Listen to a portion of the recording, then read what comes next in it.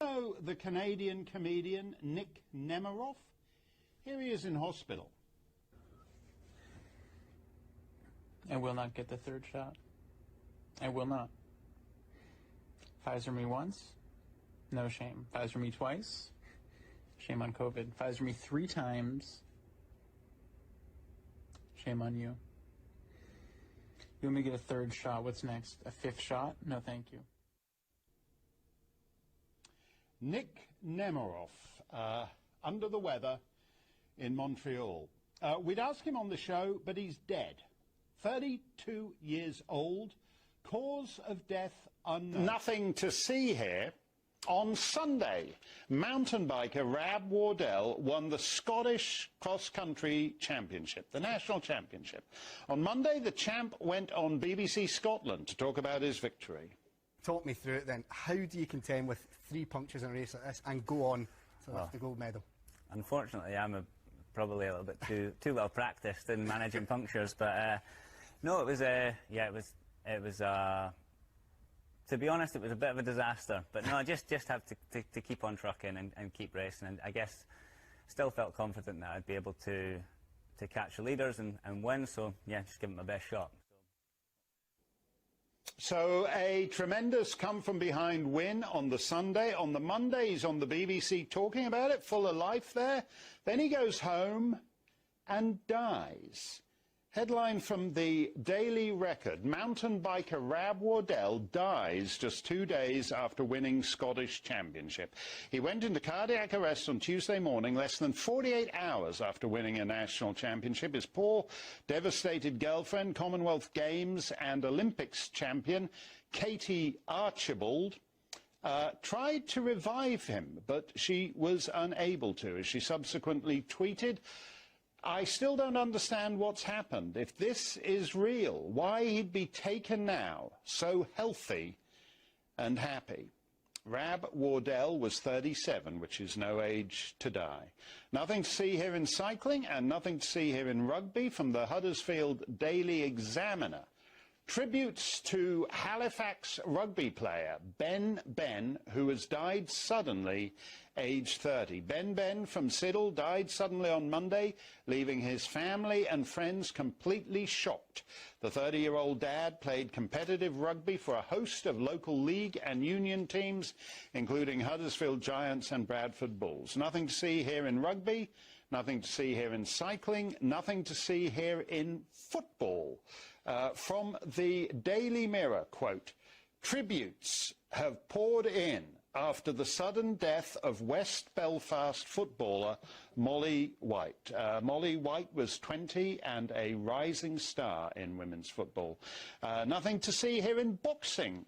Also from the Belfast Telegraph, a young boxer who passed away suddenly had an infectious smile and kind-hearted nature, his West Belfast club said. St Michael's Boxing Club led tributes to 19-year-old Dominic Oscar after his death last Thursday. Nothing to see here in cycling, rugby, football, boxing, 37 years old, 30 years old, 20 years old, 19.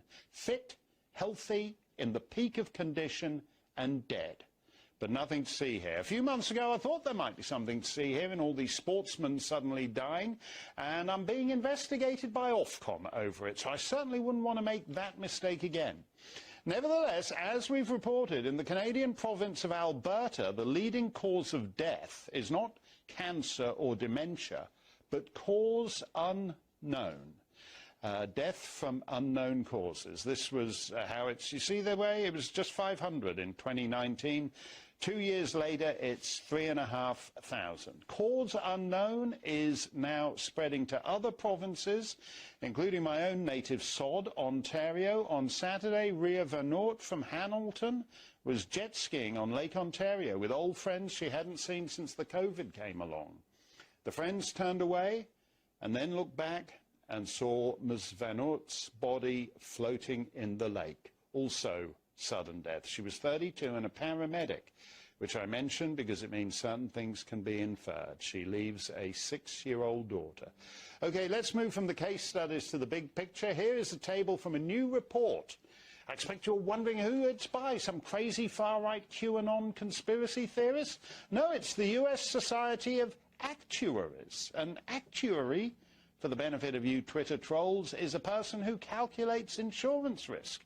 And if you don't do that accurately, you wind up paying out a lot more money than you ever intended to. So let's look at table 5.7 from the Society of Actuaries, showing excess deaths in America broken down by age. Focus on that red bit. We'll come to that in a minute. At the left-hand side of the table from 2020, the spring and summer of COVID, it's not good. You can see excess deaths of 15 and 16%. Thank goodness all those vaccines came along, eh? But then look at the third quarter of 2021. Twice as many dead 35 to 44-year-olds as there should be. And actually almost as lousy numbers for those in their late 20s and early 50s. So look at that, excess mortality for 25 to 54-year-olds, young and middle-aged Americans. Anything going on in the third quarter of 2021? Well, that was actually the peak of vaccine mandates in America, where in a variety of occupations, from paramedics to Manhattan waitresses in diners, you had to get jabbed to keep your job.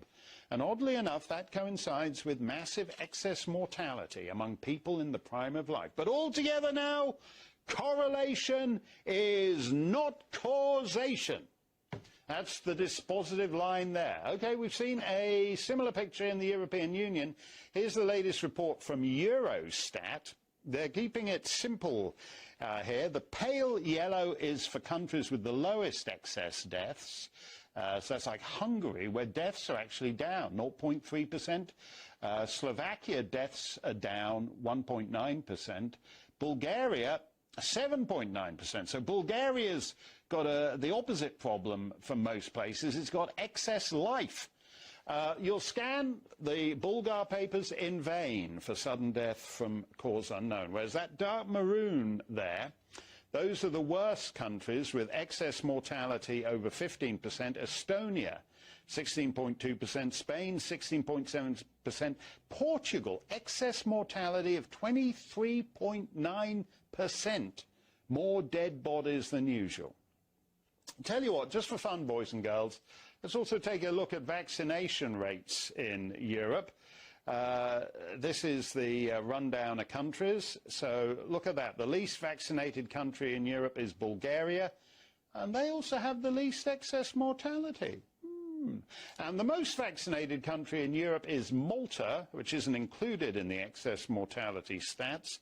So let's go to the second most vaccinated country in Europe, Portugal. And they have the highest excess mortality in Europe. So the lowest country with the lowest vaccination rate has the lowest excess mortality, and the country with the highest vaccination rate has the highest excess mortality. But altogether now, correlation is not causation.